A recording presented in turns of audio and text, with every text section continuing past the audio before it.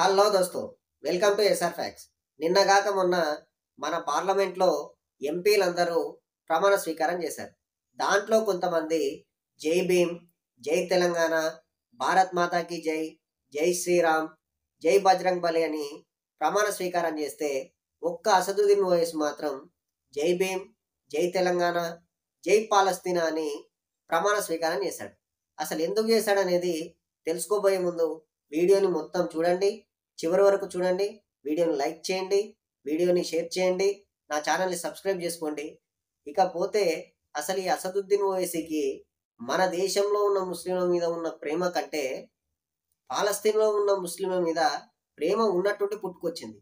ఎందుకంటే ఎంతసేపు ఉన్న హిందూ ముస్లిం పంచాయతీ లేకుంటే ఆయన బతకలేడు కాబట్టి. ఫస్ట్ పాయింటే అది.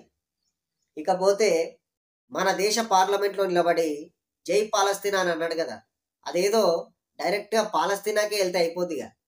పాలస్తీనా తరపున అసదుద్దీన్ ఓవైసీ గారు డైరెక్ట్గా ఇజ్రాయెల్తో యుద్ధం చేస్తే ఇంకా సంతోషం. ఇంకొక మాట, ఇజ్రాయెల్ వాళ్ళు ఎన్నోసార్లు మన దేశం మీద అటాక్ జరుగుతుంటే మనకు సపోర్ట్ చేసారు. అటువంటప్పుడు ఇజ్రాయెల్కి మనం సపోర్ట్ చేస్తాం కానీ పాలస్తీనాకి ఎట్లా సపోర్ట్ చేస్తామండి? ఆ మాత్రం లాజిక్ లేకపోతే ఎట్లా? ఈయన మెయిన్ ఉద్దేశం ఏంటంటే ఇక్కడ ఉన్న ముస్లింలను రెచ్చగొట్టాలి. అదే పని వీళ్ళకి. అంతేగాని మన దేశంలో ఉన్న ముస్లింలకి చదువులు చెప్పిద్దామని కానీ, వాళ్లకు మంచి మంచి మౌలిక సదుపాయాలు కల్పిద్దామని కానీ, మన దేశ ప్రగతిలో వాళ్ళని పాలు పంచుకునేలా చేద్దామని కానీ వీళ్ళకు ఉండదు. ఎంతసేపు హిందూ ముస్లిం పంచాయతీ పెట్టాలి, వీళ్ళు హ్యాపీగా ప్యాలెస్లో పండాలి. ఇదే పని. మనం ఈ దేశం సొమ్ము తినాలి, మంది పాట వాడాలి. ఇదే పని వీళ్ళకి. ఈ పని వల్లనే మన దేశంలో ఎక్కడ లేని లా అండ్ ఆర్డర్ ఇష్యూని పదే పదే రెచ్చగొడుతున్నారు వీళ్ళు. ఇది వీళ్ళకు కూడా ఏమాత్రం శ్రేయస్కరం కాదు అసలు. అసదుద్దీన్ ఓవైసీ గారు ఓల్డ్ సిటీలో ఉన్న ముస్లిమ్స్కి ఏమాత్రం న్యాయం చేశారండి అసలు? ఆయన కోట్లు సంపాదించుకున్నాడు కదా, పెద్ద పెద్ద హాస్పిటళ్ళు కట్టిండు కదా, ఆయన ఏమైనా చేసిండా? ముస్లింలు, మన దేశం ముస్లిం సోదరులు కూడా ఇది ఆలోచించాలి. అసలు ఇక్కడ ఉన్న హైదరాబాద్లో ఉన్న ముస్లింలు ఫస్ట్ ఆలోచించాలి. అసలు ఆయన ఇంతగానం సంపాదించింది కదా, అక్కడ ఉన్న ముస్లింలకి ఏమాత్రం సదుపాయాలు ఉన్నాయండి?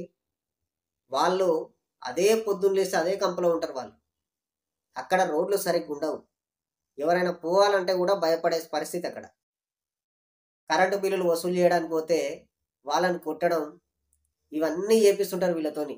మన తెలంగాణలో ఉన్న ముస్లింలని ఎన్ని రకాలుగా నాశనం పట్టేయాలనో అన్ని రకాలుగా నాశనం పట్టించారు వీళ్ళు ఆల్రెడీ. ఇకపోతే ఇప్పటికైనా మన ముస్లిం సోదరులు తేరుకోవాలి ఈ మొత్తం నుంచి. అలాగే మన దేశ పార్లమెంట్లో నిలబడి భారత్ మాతాకి జై అని అనమంటే మాత్రం అనకుండా ఇస్లాం ఒప్పుకోదు అని చెప్పి తప్పించుకొని తిరిగిన మీరు ఈ గడ్డలోనే పుట్టారు కదా, ఈ మట్టిలోనే కలిసిపోతారు కదా.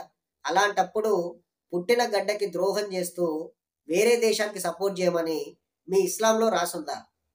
ఈ క్వశ్చన్ మన దేశంలో ఉన్న ప్రతి ముస్లిం సోదరుడు ఓవైసీ గారిని ప్రశ్నించాలి. అలాగే అందరూ చదువుకొని ఇలాంటి రాజకీయ నాయకుల్ని ఎప్పటికప్పుడు నిలువరిస్తూనే ఉండాలి. లేకపోతే మన దేశంలో ఉన్న శాంతి భద్రతల్ని ఎప్పటికప్పుడు వీళ్ళు నాశనం చేస్తూనే ఉంటారు. మీ జీవితాల్ని కూడా క్షణికావేశాన్ని రెచ్చగొట్టి నాశనం చేస్తూనే ఉంటారు. కాబట్టి ఇలాంటి రాజకీయ నాయకులతోని ఎప్పుడు ప్రజలు అలర్ట్గానే ఉండాలి. ఇకపోతే చివరిగా ఒక మాట, అసదుద్దీన్ ఓవైసీ గారు పాలస్తీనాకి జై కొట్టడం ముమ్మాటికి దేశద్రోహ చర్యనే. కాబట్టి ఇండియన్ గవర్నమెంట్ ఆయన పైన కఠిన చర్యలు తీసుకోవాలని కోరుకుంటూ, ఈ వీడియో మీకు నచ్చితే లైక్ చేయండి, షేర్ చేయండి, నా ఛానల్ని సబ్స్క్రైబ్ చేసుకోండి. జై హింద్, జై భారత్.